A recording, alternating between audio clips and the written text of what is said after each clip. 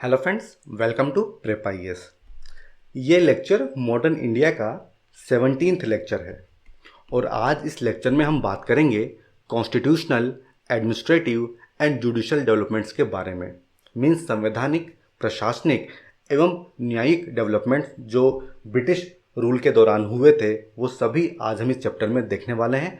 Friends, prelims and mains के point of view से बहुत इंपॉर्टेंट चैप्टर है, डायरेक्ट क्वेश्चन पूछे जाते हैं। फ्रेंड्स, उन सभी लोगों के लिए जो कि नए नए हमारे इस कोर्स से जुड़े हैं, थोड़ी सी इंपॉर्टेंट जानकारी हमारे इस इनिशिएटिव के बारे में। फ्रेंड्स, 17 मार्च को प्रेप आईएएस ने यूपीएससी प्रीलिम्स 2021 के लिए 3 महीने का फ्री क्रैश कोर्स लॉन्च किया था और ये चलेगा 20 जून तक।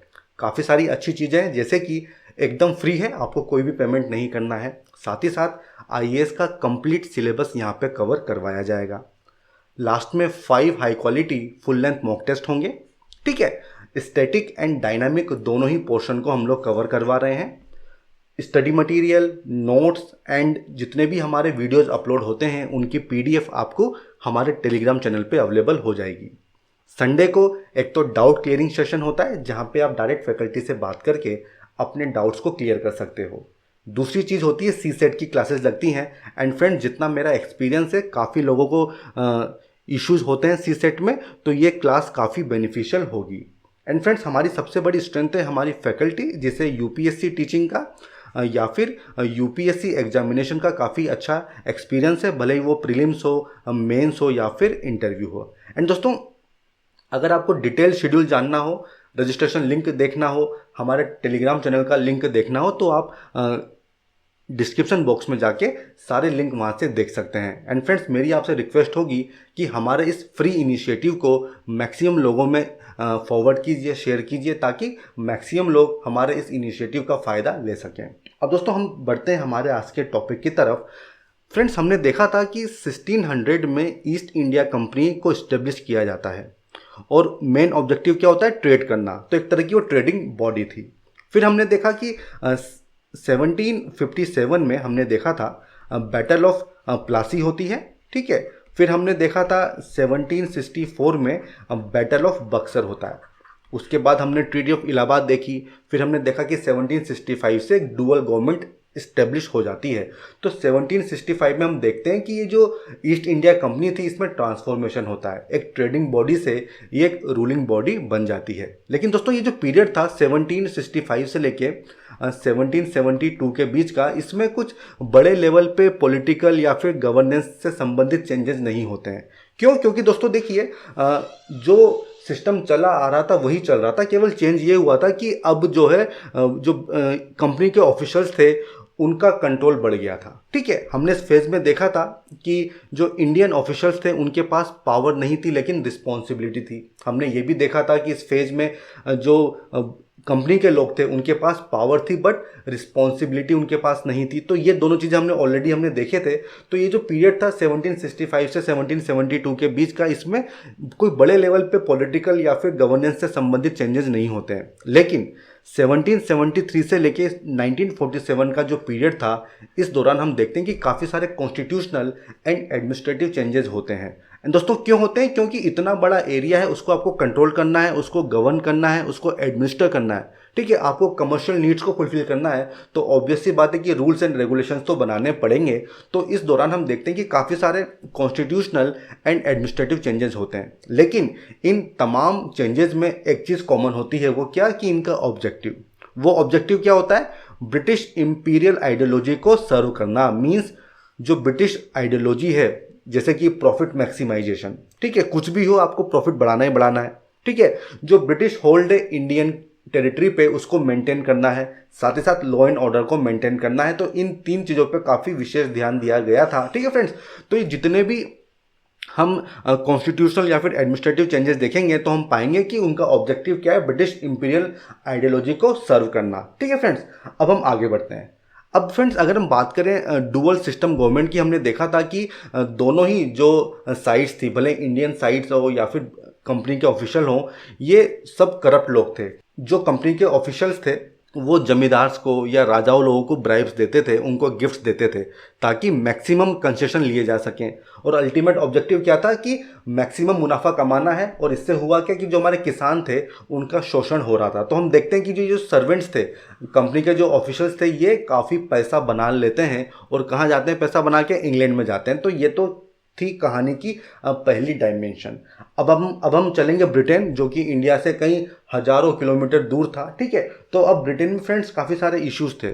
सबसे पहला इशू था कि ये जो ईस्ट इंडिया कंपनी है और इसकी जो टेरिटरीज हैं इंडिया में, उनका ब्रिटिश गवर्नमेंट के साथ क्या संबंध होगा, क्या रिलेशनशिप होगी।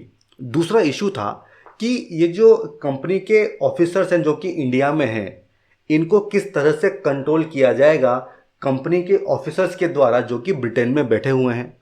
तीसरा इशू ये था कि इतना बड़ा एरिया है इंडिया में, तो इसको किस तरह से एक single power centre, single control centre जो है वो कंट्रोल करेगा। तो ये तीन मुख्य इश्यूज थे और सबसे इंपॉर्टेंट इशू था इशू नंबर 1, ठीक है, कि रिलेशनशिप क्या होगी। अब इसको समझने के लिए हमें ब्रिटेन में जो डिफरेंट स्टेक होल्डर्स थे उनको समझना होगा। सबसे पहला जो वहाँ के पार्टी पॉलिटिक्स थी, ठीक है, जो वहाँ के एमपीज थे उनके बीच में आपस में काफ़ी राइवलरीज थी। दूसरा, क्योंकि ईस्ट इंडिया कंपनी को इंडिया में ट्रेड करने की मोनोपोली दी हुई थी और ये काफ़ी प्रॉफिटेबल ट्रेड थी, तो इससे जो दूसरे ब्रिटिश मर्चेंट जिनको मोनोपोली में शामिल नहीं किया गया था, जिनको अधिकार नहीं दिया गया था, वो काफ़ी नाराज़ थे। सब लालची लोग थे, ठीक है, सब में ग्रीड थी कि हमको भी मैक्सिमाइज करना है प्रॉफिट, बट उनको अलाउ नहीं किया जा रहा था। तो वो क्या करना चाह रहे थे कि कैसे भी करके ये जो ईस्ट इंडिया कंपनी है इसको अनपॉपुलर बनाया जाए ताकि ब्रिटिश गवर्नमेंट इनको हटा के हमें शामिल कर ले। और इसके लिए वो क्या करते थे कि वो सभी कंपनी के ऑफिशियल जो कि काफ़ी तगड़ा मुनाफा कमा के इंग्लैंड में आते थे, उनको ये लोग क्रिटिसाइज करते थे। उनको कहा गया था नबोब्स। मैंने आपसे इस बारे में बात की थी। और ये नबोब्स जो है, दो ऐसे लोग थे जिनको काफ़ी क्रिटिसाइज किया गया था। एक तो था रॉबर्ट क्लाइव, ठीक है, और दूसरे थे वॉरेन हेस्टिंग। तो इनकी काफ़ी वहाँ पे क्लास लगाई गई थी, ठीक है। दूसरी चीज़ ये थी कि ब्रिटेन में जो मिनिस्टर्स थे या मेंबर ऑफ पार्लियामेंट्स थे, वो जनता को खुश करना चाहते थे। तो इसके लिए उन्होंने क्या किया, कंपनी को बोला कि भाई तुम जितना प्रॉफिट कमा रहे हो उसका कुछ हिस्सा ब्रिटिश गवर्नमेंट को दो, ताकि जो ब्रिटेन की जनता है उन पे टैक्सेस कम हो जाए, ठीक है। तीसरा जो चीज़ थी वो थी पॉलिटिकल थिंकर्स। उनका ऐसा मानना था कि क्योंकि कंपनी का रोल बढ़ रहा है, उसका प्रॉफिट बढ़ रहा है, तो कहीं ऐसा ना हो कि ब्रिटेन की जो गवर्नमेंट है उसको कंपनी इन्फ्लुएंस करने लग जाए। क्यों? क्योंकि काफ़ी करप्ट लोग थे और पैसे के दम पे कंपनी वहाँ पे सीट्स खरीदती थी, ठीक है, उसी के बंदे बैठे होते थे पार्लियामेंट में। तो इस चीज़ का भी डर था।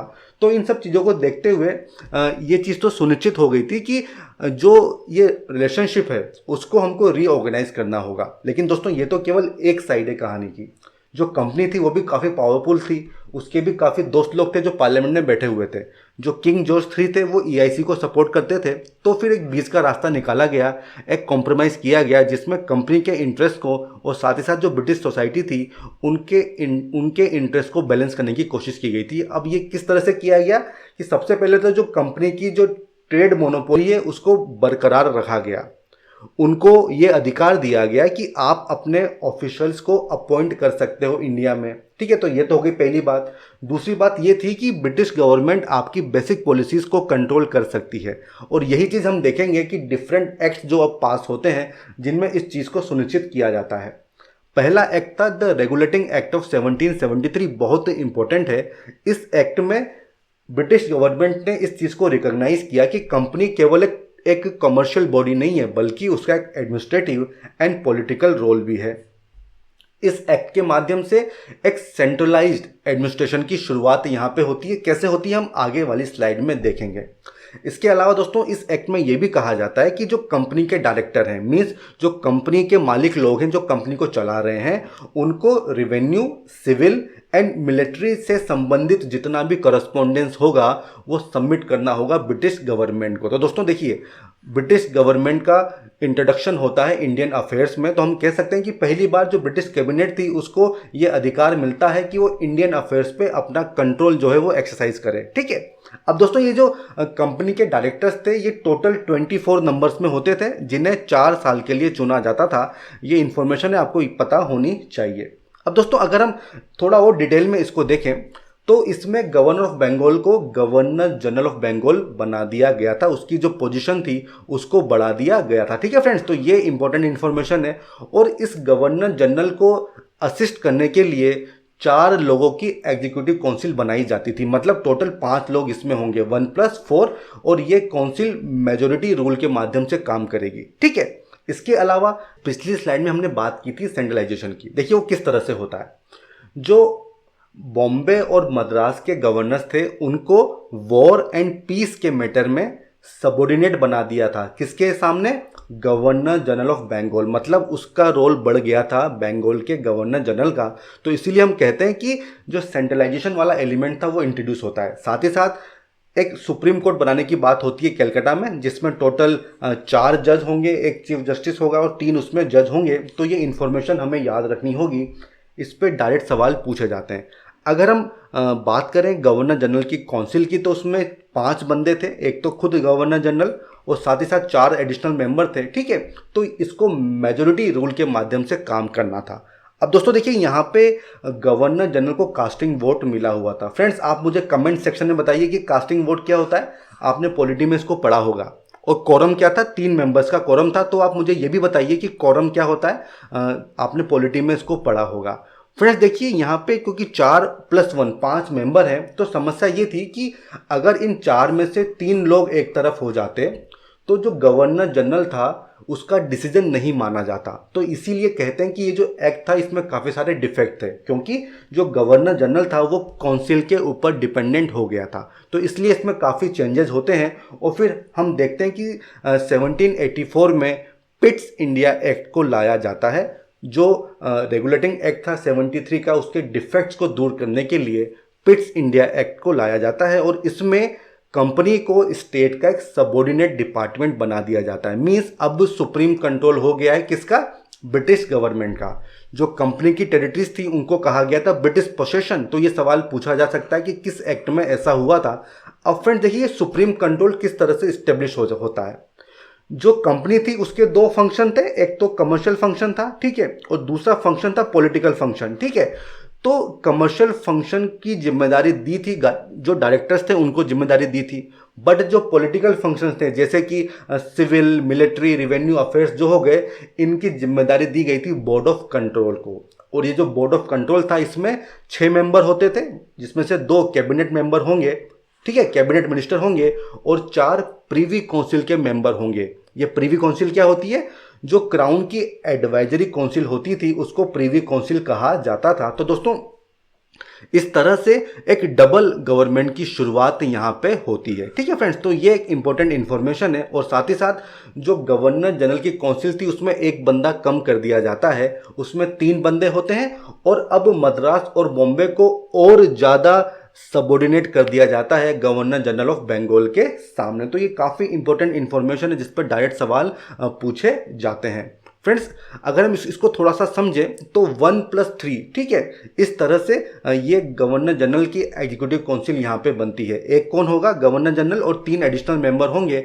अब दोस्तों इसमें अगर गवर्नर जनरल को एक भी बंदे का साथ मिल जाएगा तो उसकी बात मान ली जाएगी। फ्रेंड्स अगर हम आपको समझाएं तो ये जो गवर्नर जनरल की एग्जीक्यूटिव काउंसिल थी, ठीक है, इसके नीचे कौन होगा? इसके नीचे गवर्नर होंगे, एक तो मद्रास के और एक होंगे कहाँ के?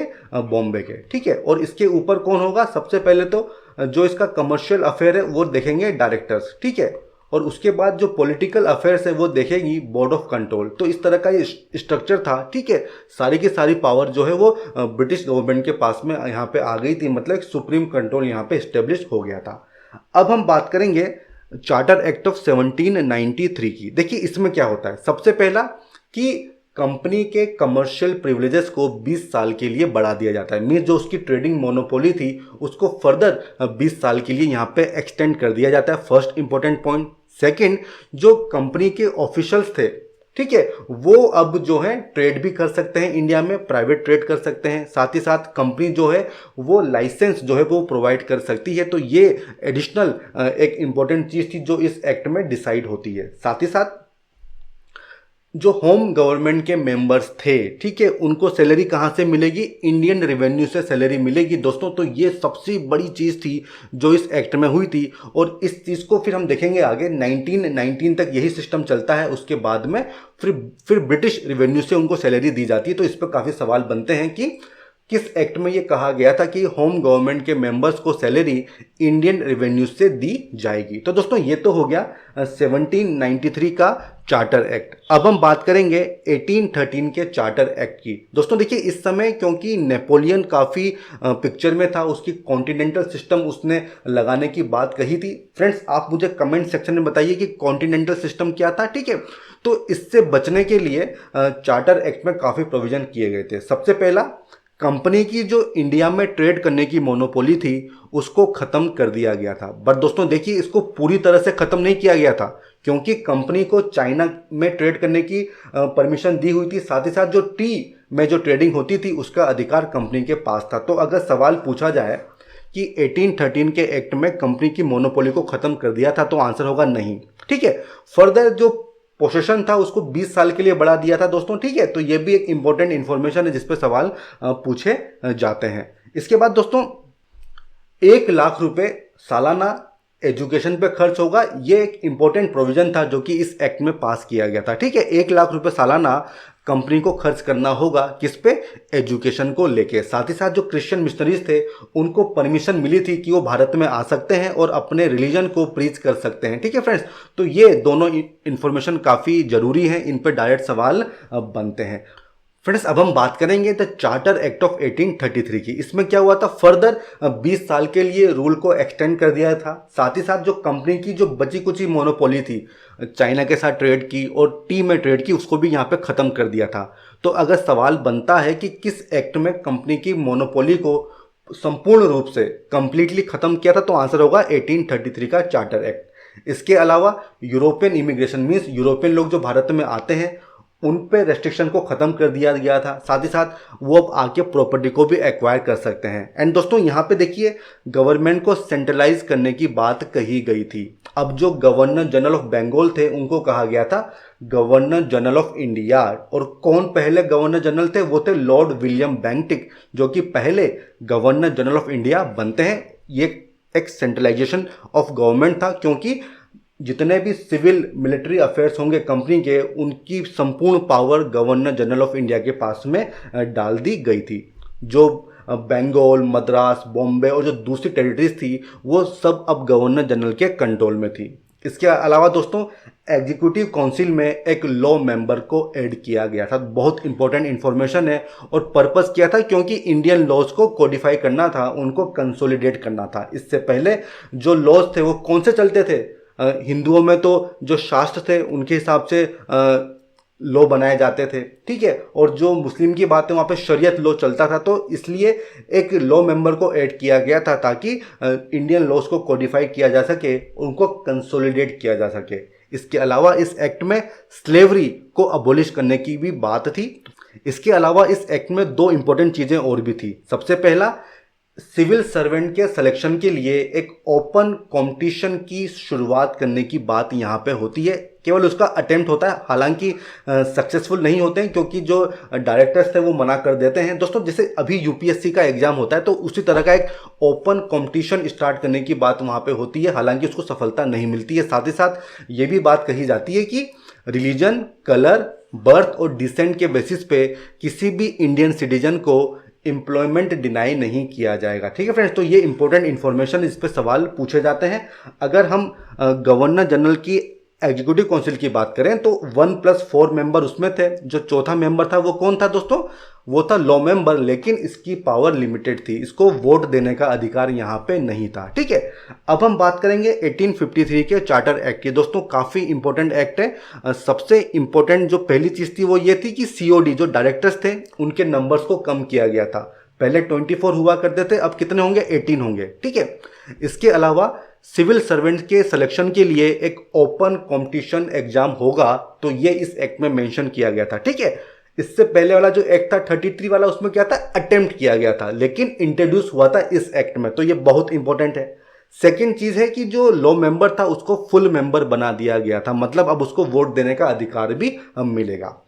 अगली जो इंपॉर्टेंट चीज़ होती है वो क्या थी कि पहली बार एग्जीक्यूटिव और लेजिस्लेटिव फंक्शन को सेपरेट करने की बात इसमें कही गई थी। ठीक है, एग्जीक्यूटिव फंक्शन के लिए एग्जीक्यूटिव काउंसिल होगी और लेजिस्लेटिव फंक्शन के लिए 6 एडिशनल मेंबर को इंक्लूड करने की बात हो रही थी और इसको कहा गया था इंडियन लेजिस्लेटिव काउंसिल। ठीक है दोस्तों, तो बहुत इंपॉर्टेंट ये इंफॉर्मेशन है। अब देखिए इसमें होता क्या है, ये जो इंडियन लेजिस्लेटिव काउंसिल थी जिसमें 6 एडिशनल मेंबर जोड़े गए थे, इससे लोकल रिप्रेजेंटेशन की शुरुआत होती है। मतलब ये जो 6 बंदे थे इसमें से 4 बंदे जो लोकल गवर्नमेंट्स थी, जो प्रोविंशियल गवर्नमेंट थी, मद्रास की, बॉम्बे की, बंगाल थी, उनके द्वारा इन 4 मेंबर को अपॉइंट किया जाना था। तो हम कह सकते हैं कि इंडियन लेजिस्लेटिव काउंसिल में लोकल रिप्रेजेंटेशन की शुरुआत यहाँ से होती है। अगर हम देखें इसको कि एक बंदा, ये तो गवर्नर जनरल हो गया, ठीक है, 4 बंदे हमने देखे थे ये एग्जीक्यूटिव काउंसिल में थे और 6 नए बंदे जोड़े गए थे, तो ये सब मिला के हुआ था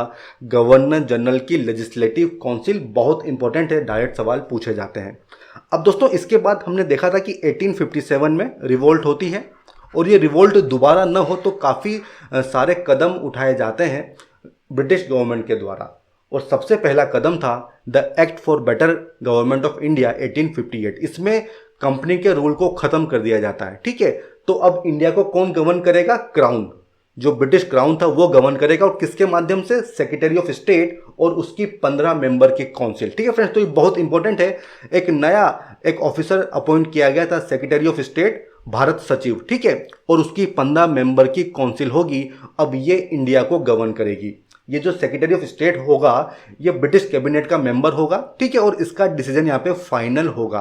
साथ ही साथ जो काउंसिल ऑफ इंडिया होगी ये केवल एडवाइजरी बॉडी होगी, केवल एडवाइज ये कर सकती है, और इसका चेयरमैन होगा सेक्रेटरी ऑफ स्टेट। ठीक है, तो इसके चलते हम कह सकते हैं कि जो पिट्स इंडिया एक्ट में बात कही गई थी कि एक बोर्ड ऑफ कंट्रोल होगा, डायरेक्टर्स होंगे, वो सिस्टम अब अबोलिश कर दिया गया था। मीन जो डुअल सिस्टम था उसको यहाँ पे खत्म कर दिया जाता है।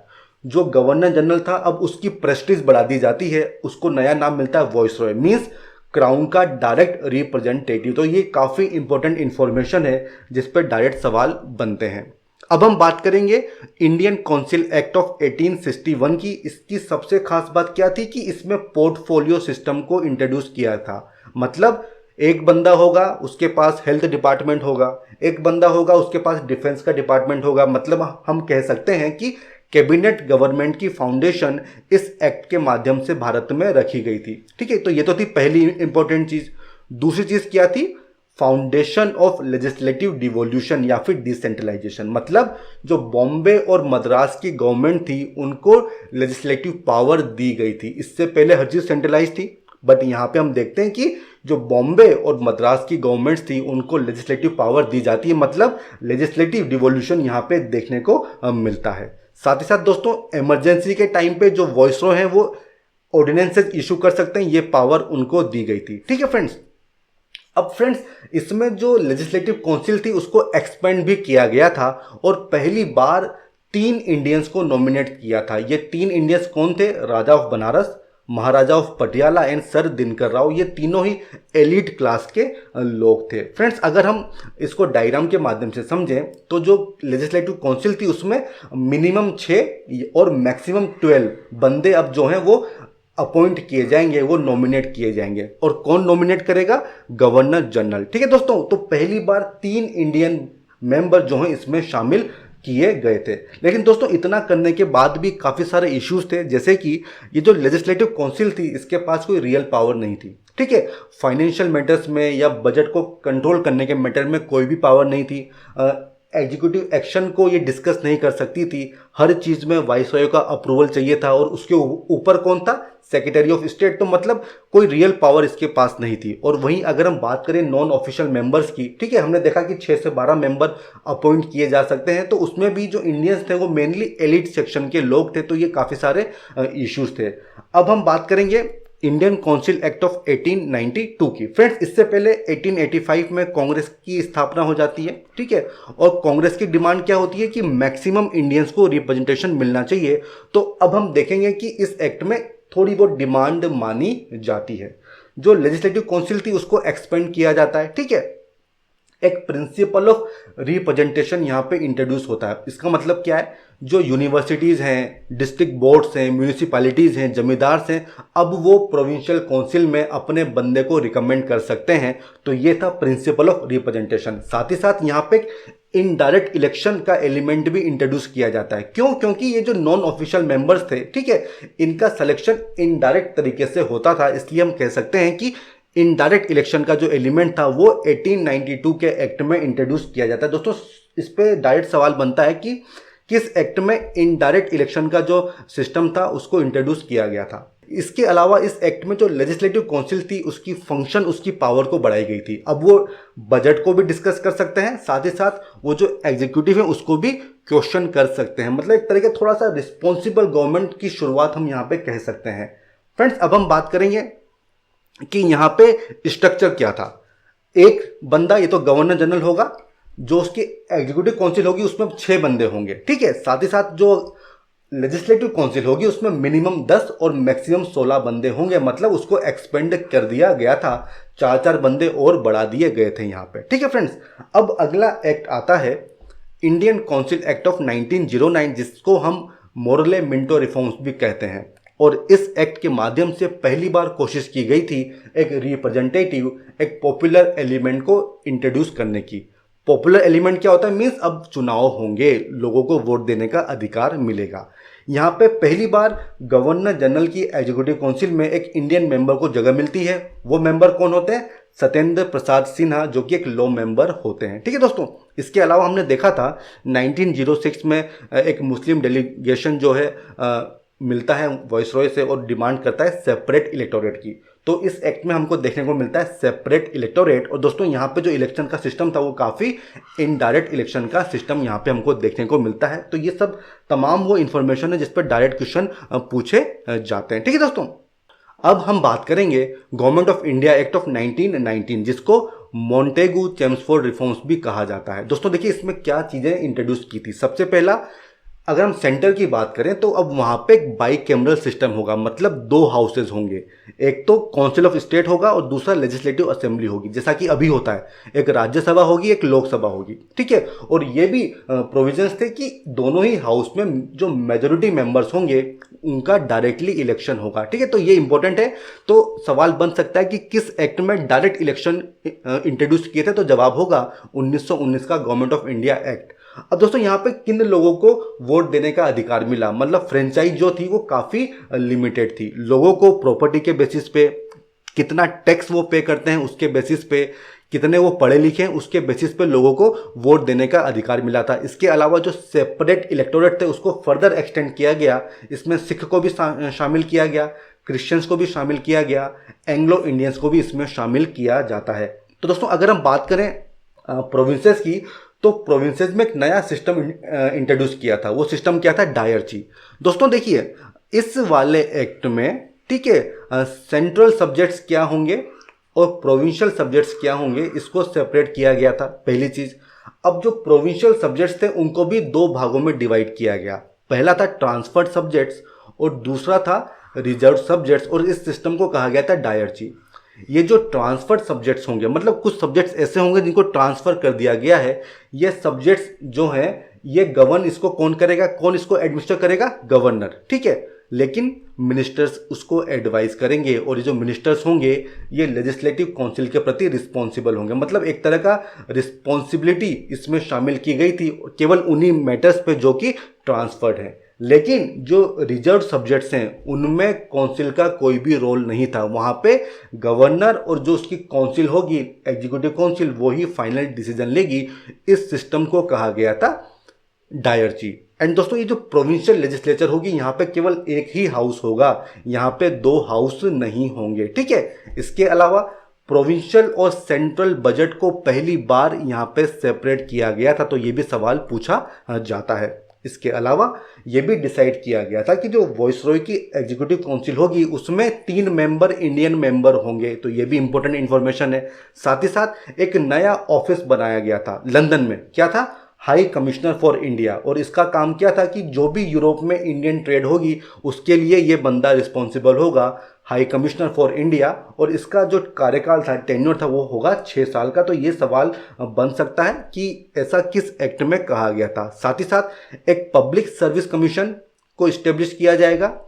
10 साल के बाद इस एक्ट को वर्किंग को समझने के लिए, उसको एग्जामिन करने के लिए, उसको इंक्वायरी करने के लिए एक स्टैट्यूटरी कमीशन की स्थापना होगी। और वो कमीशन कौन सा था दोस्तों? हमने देखा था 1927 साइमन कमीशन, ठीक है। साथ ही साथ दोस्तों एक अहम प्रोविजन इस एक्ट में था, वो क्या था कि जो सेक्रेटरी ऑफ स्टेट है, अब उसकी सैलरी जो है वो ब्रिटिश गवर्नमेंट अपने रेवेन्यू से पे करेगी लंदन में, ठीक है। इंडियन रेवेन्यू से वो पेमेंट नहीं होगा। इसकी शुरुआत कब हुई थी? 1793 में हमने देखा था, और 1919 में इस सिस्टम को अबोलिश कर दिया जाता है। तो ये सब वो इंपॉर्टेंट इंफॉर्मेशन है, इस पर डायरेक्ट सवाल बनता है। अब हम बात करेंगे गवर्नमेंट ऑफ इंडिया एक्ट 1935 की। फ्रेंड्स, आप जानते हैं कि जो हमारा अभी का कॉन्स्टिट्यूशन है उसकी मैक्सिमम चीज़ें हमने इसी एक्ट से ली हैं। तो ये सवाल पूछा जा सकता है मेंस में कि 1935 के एक्ट ने किस तरह से इन्फ्लुएंस किया। तो ये सारे पॉइंट्स आपको वहाँ पे लिखने होंगे। फ्रेंड्स, काफ़ी बल्कि ये एक्ट था। 451 क्लोजेस थी इसमें, 15 शेड्यूल थे, और एक कारण ये भी है हमारे कॉन्स्टिट्यूशन का बल्कि होने का, क्योंकि मैक्सिमम प्रोविजंस हमने 1935 के एक्ट से लिए हैं। इस एक्ट में ऑल इंडिया फेडरेशन की बात होती है। जो गवर्नर्स प्रोविंसेस हैं, चीफ कमिश्नर की प्रोविंसेस हैं, साथ ही साथ जो इंडियन स्टेट्स हैं उसको इसमें शामिल होना था। फेडरल लेवल पे डायरेक्टरी की बात होती है। फेडरल लेजिस्लेचर में 2 चैम्बर्स होंगे, एक तो काउंसिल ऑफ स्टेट्स होगा, दूसरा फेडरल लेजिस्लेटिव असेंबली होगी। लेकिन दोस्तों क्योंकि प्रिंसली स्टेट्स ज्वाइन नहीं करते हैं तो ये प्रोविजंस जो हैं अस्तित्व में नहीं आते हैं। इसके अलावा जॉइंट सिटिंग का प्रोविजन यहाँ पे होता है। साथ ही साथ सब्जेक्ट्स को 3 कैटेगरी में डिवाइड किया जाता है: federal legislative list, provincial list और कॉन्करेंट लिस्ट। और ये हम अभी भी देखते हैं, हमारे अभी के कॉन्स्टिट्यूशन में भी 3 लिस्ट है। इसके अलावा जो रेजिडोरी पावर्स होंगी वो गवर्नर जनरल को दी गई थी। दोस्तों ये सवाल पूछा गया था यूपीएससी प्रीलिम्स में कि किस बंदे के पास रेजिडोरी पावर्स थी, तो जवाब था उसका गवर्नर जनरल। अगर हम प्रोविंसेस की बात करें तो डायरेक्टरी का सिस्टम इस एक्ट में अबोलिश कर दिया था। उसकी जगह प्रोविंसेस को फुल ऑटोनॉमी दी गई थी, मतलब एक फुल्ली रिस्पॉन्सिबल गवर्नमेंट बनाई गई थी प्रोविंसेस की अगर हम बात करें। ठीक है फ्रेंड्स, तो ये इंपॉर्टेंट इन्फॉर्मेशन है कि प्रोविंसेस से डायरेक्टरी समाप्त करके उनको फुल्ली ऑटोनॉमी वहाँ पे दी गई थी, मतलब अब वो डायरेक्टली ब्रिटिश क्राउन से अपनी अथॉरिटी लेंगे। ठीक है, उनको इंडिपेंडेंट फाइनेंशियल पावर दी गई थी, रिसोर्सेज दिए गए थे। इसके अलावा दोस्तों 6 प्रोविंसेस में बाइकैमरल लेजिस्लेचर की स्थापना होती है: मद्रास में, बॉम्बे में, बंगाल में, यूपी में, बिहार और असम में। मतलब 2 हाउसेज वहाँ पे होंगे, एक अपर हाउस होगा, एक लोअर हाउस होगा। इसके अलावा इस एक्ट में कम्युनल इलेक्टोरेट के प्रिंसिपल को भी अडॉप्ट किया गया था। अगर हम बात करें फ्रेंचाइज की, मतलब किस किस लोगों को वोट देने का अधिकार होगा, तो 10% लोग ऐसे थे जिनको वोट देने का अधिकार इस एक्ट में मिलता है। साथ ही साथ फेडरल कोर्ट बनाने की बात होती है। 1937 में इसको बनाया गया था। दोस्तों अभी का जो हमारा सुप्रीम कोर्ट है उसका ओरिजिन यहीं से होता है। ठीक है, लेकिन लंदन में जो प्रीवी काउंसिल थी ये क्या होती, मैं आपको ऑलरेडी समझा चुका हूँ। ये इसके ऊपर थी, इसको डोमिनेट कर सकती थी। इसके अलावा दोस्तों जो इंडियन काउंसिल थी, जो 15 लोगों की काउंसिल थी जो कि सेक्रेटरी ऑफ स्टेट को असिस्ट करती थी, उसको अबोलिश कर दिया गया था। साथ ही साथ रिजर्व बैंक ऑफ इंडिया को इस्टेब्लिश करने की बात यहाँ पे कही गई थी। फेडरल पब्लिक सर्विस कमीशन बनेगा, एक प्रोविंशियल पब्लिक सर्विस कमीशन बनेगा, एक जॉइंट पब्लिक सर्विस कमीशन बनेगा। ये सब बातें इस एक्ट में कही गई थी। दोस्तों देखिए, ये तमाम चीज़ें हम आज भी देखते हैं हमारे कॉन्स्टिट्यूशन में हैं, तो आप ये सब चीज़ें लिख सकते हो अगर सवाल पूछा जाता है कि किस तरह से हमारा कॉन्स्टिट्यूशन 1935 के एक्ट से इन्फ्लुएंस हुआ था। तो ये सारी इंफॉर्मेशन आपको वहाँ पे काम में आएगी। फ्रेंड्स, ये जो ऑल इंडिया फेडरेशन था ये कभी भी अस्तित्व में नहीं आया था। जो सेंट्रल गवर्नमेंट थी वो 1919 के एक्ट से ही चल रही थी, और जो प्रोविंसेस वाली गवर्नमेंट थी उनमें 1935 का एक्ट चल रहा था। ठीक है, ये जो एक्ट था ये काफ़ी रिजिड कॉन्स्टिट्यूशन था, इसको चेंज करना इतना आसान नहीं था।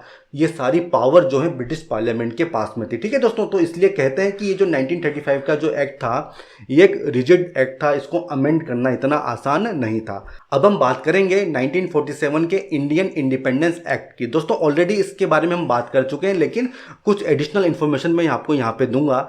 इस एक्ट ने भारत को आज़ादी प्रोवाइड कर दी थी। ठीक है, वॉइस रॉय के ऑफिस को अबोलिश किया था, लेकिन गवर्नर जनरल तो रहेगा। ठीक है, तो अगर सवाल बनता है कि इस एक्ट ने गवर्नर जनरल के ऑफिस को अबोलिश किया था, तो जवाब होगा नहीं।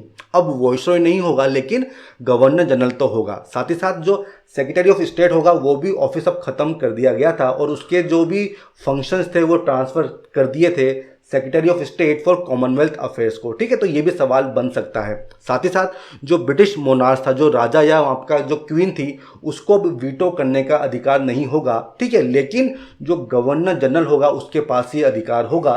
तो ये माइन्यूट सी चीज़ें हैं जिस पर सवाल बन सकते हैं, ये आपको याद होनी चाहिए। ठीक है दोस्तों, इसके अलावा इस एक्ट में क्या किया गया था कि जो गवर्नर जनरल होंगे इंडिया के, साथ ही साथ जो प्रोविंशियल गवर्नर्स होंगे वो अब कॉन्स्टिट्यूशनल हेड्स होंगे। ठीक है, मतलब अब वो काउंसिल ऑफ मिनिस्टर की एडवाइस के हिसाब से काम करेंगे, वो इस एक्ट में कहा गया था। साथ ही साथ ये भी कहा गया था कि अब जो सिविल सर्विसेज का अपॉइंटमेंट होगा वो सेक्रेटरी ऑफ स्टेट नहीं करेंगे। ठीक है, तो ये चीज़ आपको ध्यान में रखनी होगी, बहुत इंपॉर्टेंट है, इस पर काफ़ी सवाल पूछे जाते हैं। तो दोस्तों ये तो हो गए सारे एक्ट।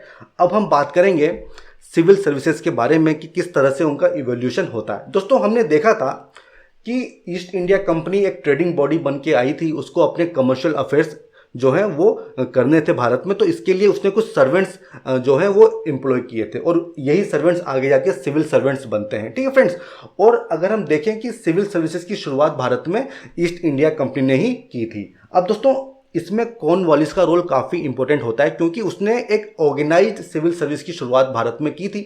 हमने देखा था कि जब डुअल गवर्नमेंट थी तो सर्वेंट्स काफ़ी करप्ट थे, तो इस चीज़ को दूर करने के लिए काफ़ी कदम उठाए गए, जैसे कि सिविल सर्वेंट्स की सैलरी बढ़ाई गई थी। ठीक है, प्राइवेट ट्रेड करने से उनको मना किया गया था, उनको गिफ्ट या जो ब्राइब्स थी उनको लेने से मना किया था, और प्रमोशन जो है अब सीनियरिटी के बेसिस पे होंगे। तो ये सब चीज़ें की गई थी ताकि एक ऑर्गेनाइज सिविल सर्विस भारत में लाई जा सके। फ्रेंड्स, अगर हम वेलेस्ली के रोल की बात करें तो 1800 में वेलेस्ली ने फोर्ट विलियम कॉलेज कलकत्ता में स्टेब्लिश किया था। उसका पर्पस क्या था कि ये जो नए रिक्रूट्स हैं इनको ट्रेनिंग दी जा सके। ठीक है, लेकिन दोस्तों 1806 में क्योंकि कोर्ट ऑफ डायरेक्टर्स इसको अप्रूव नहीं करते हैं तो ये कॉलेज बंद होता है, और फिर ट्रेनिंग कहाँ पे दी जाती है? East India college. ये कहाँ पे था? इंग्लैंड में। वहाँ पे 2 साल की ट्रेनिंग वहाँ पे दी जाती थी। मतलब जो काम अभी लबासना में होता है वो काम इंग्लैंड में होता था ईस्ट इंडिया कॉलेज में। लेकिन दोस्तों ये जो इंडियन सिविल सर्वेंट्स थे, ठीक है, इसमें इंडियंस को एक्सक्लूड किया जाता था। जो हायर पोस्ट थी उनमें इंडियंस का आना इतना आसान नहीं था। ऐसा क्यों? क्योंकि जो ब्रिटिश लोग थे उनका ऐसा मानना था कि केवल ब्रिटिश लोग ही ब्रिटिश इंटरेस्ट को सर्व कर सकते हैं, क्योंकि इनका ऑब्जेक्टिव क्या था? भारत पे कंट्रोल करना, और इसके लिए केवल ब्रिटिश लोग ही ये काम कर सकते हैं।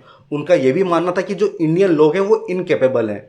ठीक है, उन पर आप विश्वास नहीं कर सकते हैं, वो इनसेंसिटिव हैं टू द ब्रिटिश इंटरेस्ट, मतलब वो केवल अपने बारे में सोचेंगे, तो इसलिए हम उनको अपॉइंट नहीं करेंगे। इसके अलावा दोस्तों क्योंकि ये जो पोजीशन थी इंडियन सिविल सर्वेंट, ये बहुत ही मज़ेदार पोस्ट थी, काफ़ी अच्छी सैलरी इसमें मिलती थी, तो यूरोप में काफ़ी कॉम्पिटिशन था इस चीज़ को लेके। वही लोग आपस में काफ़ी लड़ते झगड़ते रहते थे कि मैं बनूंगा, तो कहाँ से भारतीय लोगों का नंबर आएगा। अगर हम कॉर्नवालिस की बात करें, उसका कहना था कि every native of Hindustan is corrupt. हालांकि उनके खुद के लोग भी करप्ट थे, ठीक है, उन्होंने भी इस चीज़ को ख़त्म करने की कोशिश की गई थी, लेकिन उनका ये मानना था कि हिंदुस्तान का जो हर नेटिव, जो यहाँ के ओरिजिनल लोग हैं वो करप्ट हैं, तो इसलिए इंडियन लोगों को हायर पोस्ट से दूर रखा जाता था। लेकिन जो सबऑर्डिनेट पोस्ट होती थी वहाँ पे काफ़ी बल्क में इंडियन लोगों को रिक्रूट किया जाता था, क्योंकि ये लोग काफ़ी बड़ी संख्या में चाहिए थे। ठीक है, और क्योंकि काफ़ी कम सैलरी देनी पड़ती थी, तो इसलिए जो इंडियंस थे उनको बड़ी मात्रा में सबऑर्डिनेट पोजीशन में रिक्रूट किया जाता था। इसके बाद में जब इंडियन सिविल सर्विस एक्ट लाया जाता है 1861 में, तो उसमें जो कोविनेंटेड सिविल सर्वेंट्स थे उनके लिए कुछ पोजीशंस को रिजर्व किया जाता है। ये कोविनेंटेड क्या होते हैं? जो हायर पोजीशन थी उनको कोविनेंटेड सिविल सर्वेंट्स कहा जाता था, तो उनके लिए कुछ पोजीशंस रिजर्व की जाती हैं। लेकिन जो एग्जामिनेशन होगा वो अब होगा इंग्लैंड में। ठीक है, वहाँ पे इंग्लिश लैंग्वेज आपको आनी चाहिए, साथ ही साथ आपको ग्रीक लैंग्वेज, आपको लैटिन लैंग्वेज की ट्रेनिंग भी वहाँ पे होनी चाहिए। तो ये इंडियन सिविल सर्विस एक्ट 1861 में कहा गया था। और फिर समय के साथ साथ जो रिक्रूट्स थे उनकी एज भी काफ़ी कम कर दी जाती है। शुरुआत में 23 ईयर्स थी और 1878 में हम देखते हैं ये एज जो है 19 ईयर्स कर दी जाती है ताकि इंडियन लोगों को दूर रखा जा सके। लेकिन उसके बावजूद भी हम देखते हैं कि 1863 में सत्येंद्र नाथ टैगोर जो है वो पहले इंडियन बनते हैं जो इंडियन सिविल सर्विस को क्वालिफाई करते हैं। ठीक है, इसके अलावा दोस्तों 1878-79 में जो लॉर्ड लिटन होते हैं वो स्टैट्यूटरी सिविल सर्विस की शुरुआत करते हैं। फ्रेंड्स, ये भी इंपॉर्टेंट है, इस पर सवाल पूछा जाता है।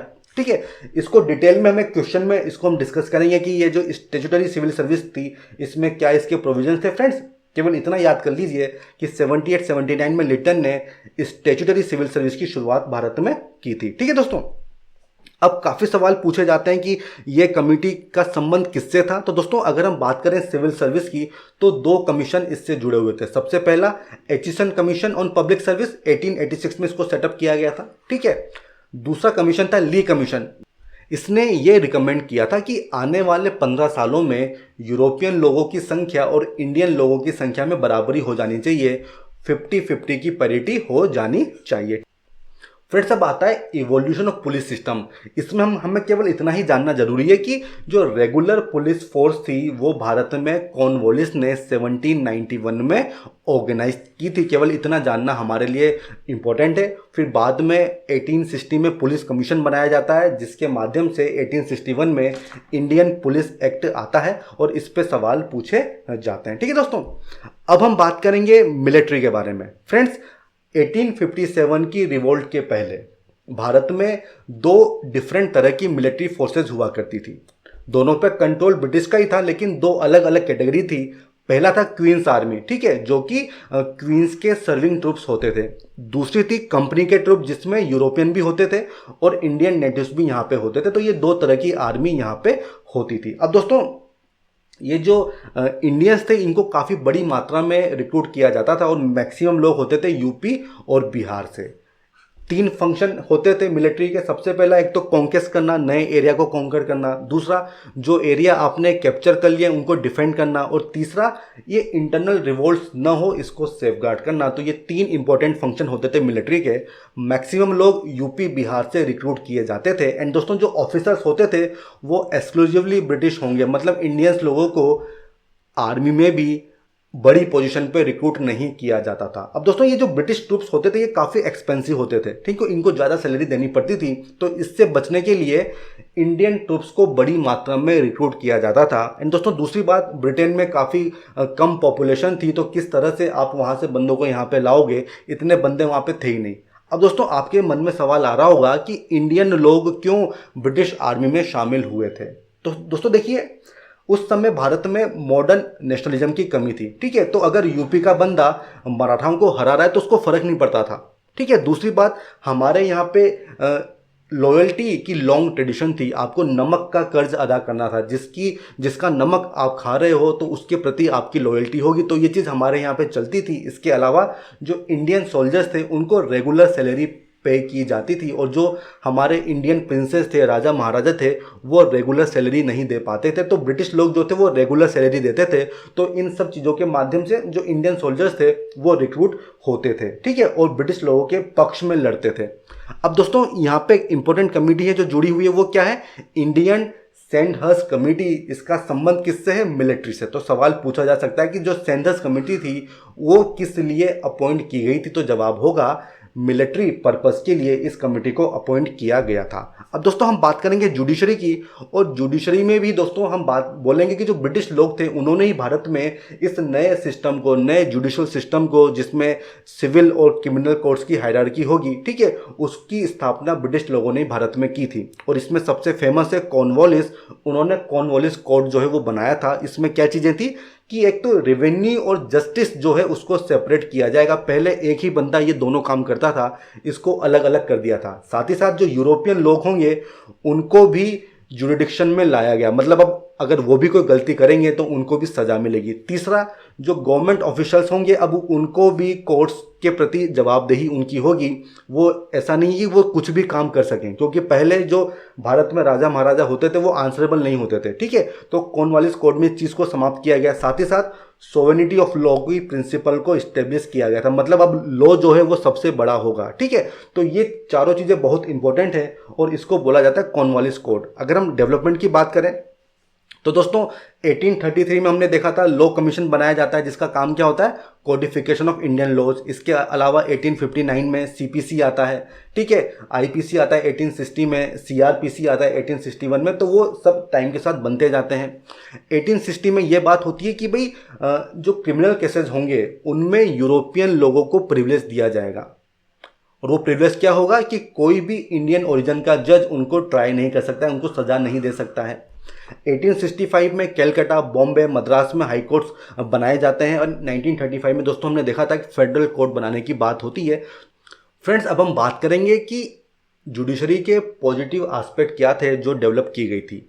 सबसे पहला, रूल ऑफ लॉ को इस्टेब्लिश किया गया था, मतलब अब कानून का राज चलेगा, ठीक है। जो राजा महाराजा होंगे वो अब अपनी मनमानी नहीं कर पाएंगे।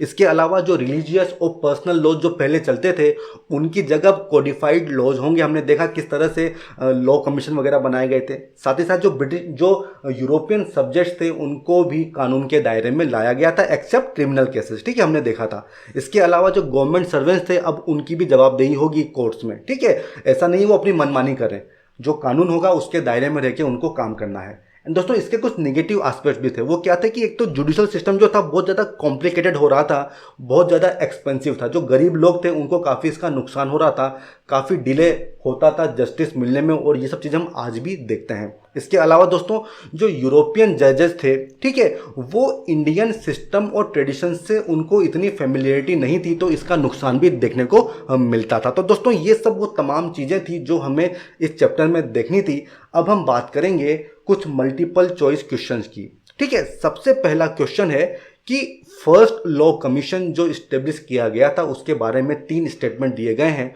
और बताना है कि कौन सा स्टेटमेंट सही है, कौन सा गलत है। It was headed by Lord Hasting. दोस्तों, ये तो गलत है क्योंकि मैकॉले इससे जुड़े हुए थे, तो फर्स्ट ऑप्शन तो गलत हो जाएगा। It aimed at codifying Indian laws. दोस्तों, ये सही है, इंडियन लॉज को कोडिफाई करने के लिए इसको बनाया गया था, ठीक है। तीसरा क्या है, इंडियन पीनल कोड आईपीसी को ड्राफ्ट किया गया था इस कमीशन की रिकमेंडेशन के आधार पे। दोस्तों, ये ऑप्शन भी सही है। तो आंसर क्या हो जाएगा, 2 और 3 बी ओनली, मतलब option B is the correct answer. इस मामले में डिटेल्स आपको इस स्लाइड में मिल जाएंगी। सेकंड क्वेश्चन है, 1935 के गवर्नमेंट ऑफ इंडिया के तहत 3 प्रोविजन दिए हुए हैं और बताना है कि कौन सा प्रोविजन सही है। दोस्तों, इस तरह के काफ़ी सवाल बनते हैं, आपको तैयार रहना होगा। सबसे पहला, all India federation and provinces को ऑटोनॉमी। दोस्तों, ये तो सही है, ये जस्ट अभी हमने डिस्कस किया। साथ ही साथ ब्रिटिश इंडिया में जितने भी लोग रह रहे हैं उनको वोट देने का अधिकार मिलेगा। दोस्तों, ये ऑप्शन गलत है, हमने देखा था केवल 10% लोगों को यह अधिकार दिया गया था।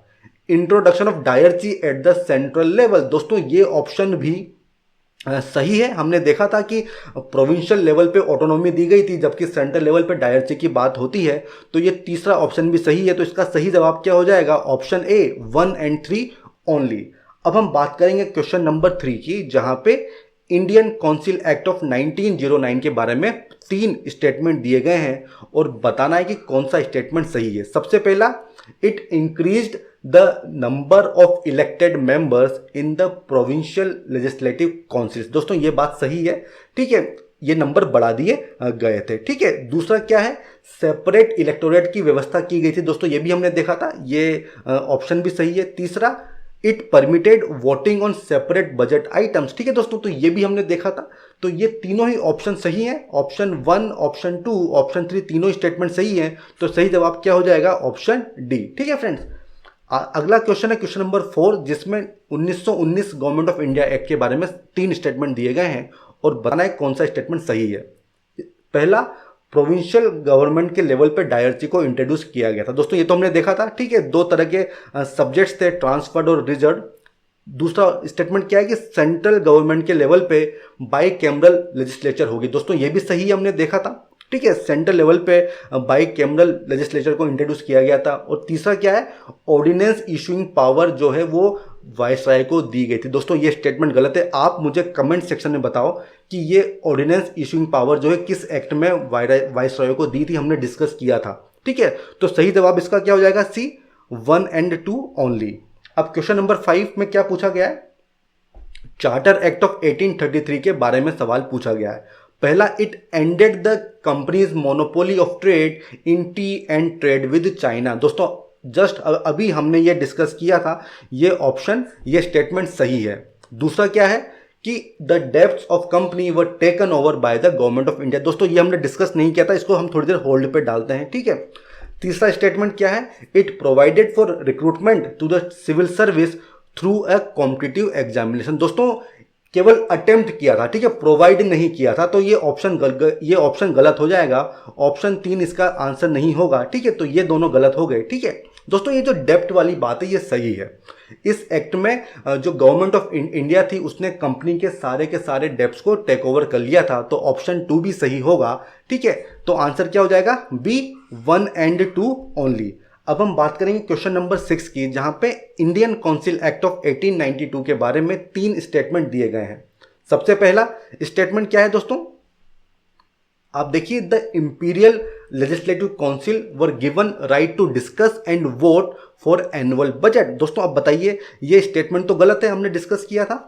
ठीक है, दूसरा क्या है कि non official majority was introduce for the first time. दोस्तों ये भी गलत है। ठीक है, तीसरा क्या है, direct elections were introduce for the first time. दोस्तों ये भी गलत है, क्योंकि ये चीज हुई थी किसमें, हमने देखा था 1919 के एक्ट में ये चीज हुई थी। तो ये तीनों स्टेटमेंट गलत हैं। इसका सही जवाब क्या हो जाएगा, ऑप्शन डी नन। ठीक है फ्रेंड्स, अगला क्वेश्चन है क्वेश्चन नंबर 7, जहां पे पूछा गया है कि इनमें से कौन कौन व्यक्ति जुडिशियल रिफॉर्म से उसका संबंध है। Warren Hasting, William Bentinck and Lord Ripon. दोस्तों देखिए 1 and 2 तो सही है, आपको डाउट आ रहा होगा लॉर्ड रिपन पे। फ्रेंड्स देखिए, हमने देखा था इल्बर्ट बिल कंट्रोवर्सी, तो लॉर्ड रिपन का भी संबंध है, तो 1, 2, 3 तीनों ही इसका सही जवाब होगा। Option D is the correct answer. अगला है क्वेश्चन नंबर 8, जहां पे रेगुलेटिंग एक्ट ऑफ 1773 के बारे में 3 स्टेटमेंट दिए हैं और हमें बताना है कि कौन सा स्टेटमेंट सही है। सबसे पहला, एक बोर्ड ऑफ कंट्रोल को बनाया गया था। दोस्तों देखिए तो गलत है, ये तो पिट्स इंडिया एक्ट में आया था। दूसरा क्या है कि सुप्रीम कोर्ट बनाने की बात हुई थी, ये स्टेटमेंट सही है। तीसरा क्या है, सक्सेसफुली रिजॉल्व द कॉन्फ्लिक्ट। दोस्तों देखिए कॉन्फ्लिक्ट रिजॉल्व नहीं हुआ था, इसीलिए बाद में पिट्स इंडिया एक्ट आया था। तो ऑप्शन 3 भी, ये स्टेटमेंट 3 भी गलत होगा। तो इसका सही जवाब क्या है, ऑप्शन बी 2 ओनली। ठीक है, क्वेश्चन नंबर 9, इसमें पूछा गया है कि 7 अगस्त 1905 इस तारीख को क्या हुआ था, ये दिन क्यों फेमस है in the history of Indian freedom struggle. दोस्तों देखिए, passage of Indian universities act, दोस्तों ये तो 1904 में हुआ था, तो ये तो गलत हो जाएगा। Split between moderates and extremist, दोस्तों ये भी गलत है, ये तो हमने देखा था 1907 में हुआ था, तो ये भी ऑप्शन गलत हो जाएगा। ठीक है, announcement of partition of Bengal by Lord Curzon, ठीक है दोस्तों ये भी गलत है। ऑप्शन डी क्या है, स्वदेशी मूवमेंट। दोस्तों ये स्टेटमेंट सही होगा, क्योंकि 7 अगस्त 1905 को कैलकाटा टाउन हॉल में स्वदेशी मूवमेंट को लॉन्च किया था।